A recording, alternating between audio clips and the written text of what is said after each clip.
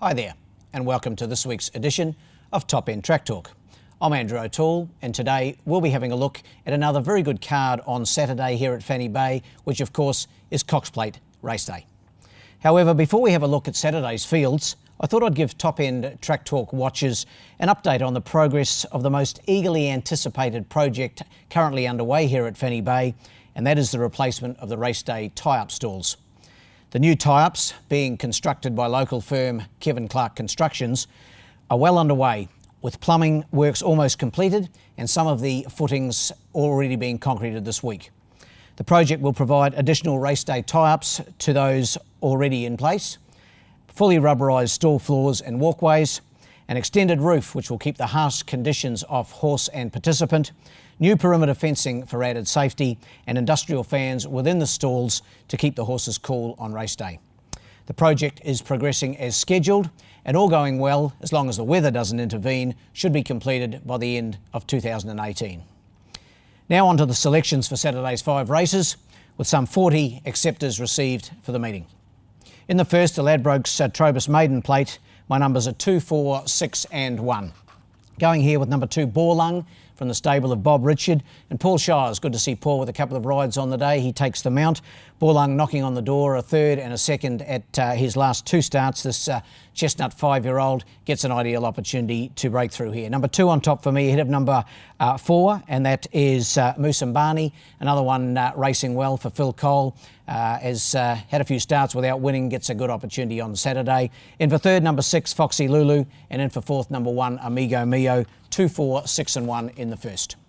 The second, the Gardens Park Golf Links Handicap. It's for the benchmark 54 gallopers. It's over the 1200 metres. My numbers here are 2, 5, 1 and 4. Going here with Taipei Dancer from the stable of Jason Manning. Vanessa Arnott, of course, takes the mount. This horse has raced really well in 5 starts in the top end. 2 wins and 3 thirds. She's a 4-year-old mare racing really well. Good run last time behind Desiree. Hit the line strongly. Should be hard to beat again. Got her on top ahead of number 5 here, Melanion, a last start winner for the Carl Spry stable. Paul Denton did the riding on that occasion and he retains the mount. Doesn't win out of turn, but consistent galloper.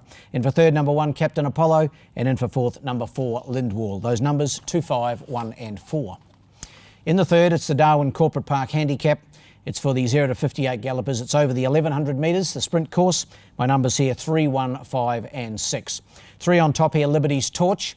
I'm looking to Liberty's Torch to turn around a big margin that was beaten last time out by Rock Atomic, some 8.5 lengths. But I think with improvement, Liberty's Torch at a second start on the track can be very hard to beat. Paul Denton takes them out, could be in for a pretty good day. Paul for Kerry Petrick was third to Rock Atomic, beaten 8.5 as I mentioned, but I think with improvement might be able to turn the tables on number 1 Rock Atomic. Kim Gladwin aboard for Gary LaFoe Jr. Has been racing consistently. Good win last time out, led all the way, kicked away and held on gamely. It'll race well again. In for third, number 5, My Snip, and my fourth selection, number 6, Van Zeta, 3, 1, 5 and 6. The fourth, the Asian United Food Service Handicap. It's the 0 to 64. It's also over 1100 metres. Pretty good contest, this one. My numbers 2, 9, 1 and 6. Best bet of the day for me here, number 2, Divine Red. Bought out of the Magic Millions Darwin Tried Horse Sale just a few short months ago by John Burke, trained by Gary Clark, and the only ride on the day for Brendan Davis, so I think that's significant. Its first start here on the track, covered a lot of ground, finished second on that occasion, just beaten by Howdy. It's drawn a little awkwardly again, but I think with Davis aboard, this horse will go forward and be very hard to beat. 2 on top for me. Ahead of number 9, Sabai Sabai. Was a late scratching just a few days ago here with a slight issue. Hopefully he's overcome that issue, and Kerry Petrick wouldn't be lining the mare up if she wasn't happy with her. Wayne Davis, as usual, takes the mount. In for third, I'm putting number 1, Look at Him Go, and fourth, number 6, and that's Lady Alcatraz. 2, 9, 1 and 6. And in the last, it's the Women and Thoroughbred Racing NT Handicap.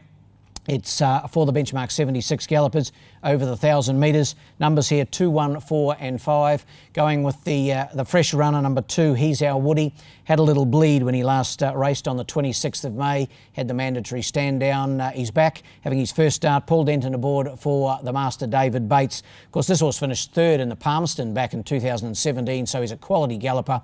and provided all is well with He's Our Woody, I can see him being very hard to beat. I've got him on top ahead of the Lightning Montgomery winner at Carnival, time in El Toronado. Carl Spry trains and rides. He's had a freshen up as the old boy El Toronado. Really goes very well on this track, and I've got him in to run second. My third selection, number 4, Brooklyn, and in for fourth, number 5, Federal Court. So 2, 1, 4 and 5 in the last. My best bet in Darwin this Saturday, race 4, number 2, Divine Red. Race 4, number 2, Divine Red. While my best roughie comes up in the same race, race 4, number 7, Nicarossa. Race 4, number 7, Nicarossa. Well, that wraps up this edition of Top End Track Talk, and with the Melbourne Cup run on Tuesday week, we'll have a little break next week and be back for the next meeting here in the Top End following the Melbourne Cup. That's set down for the 10th of November. In the meantime, good luck and good punting.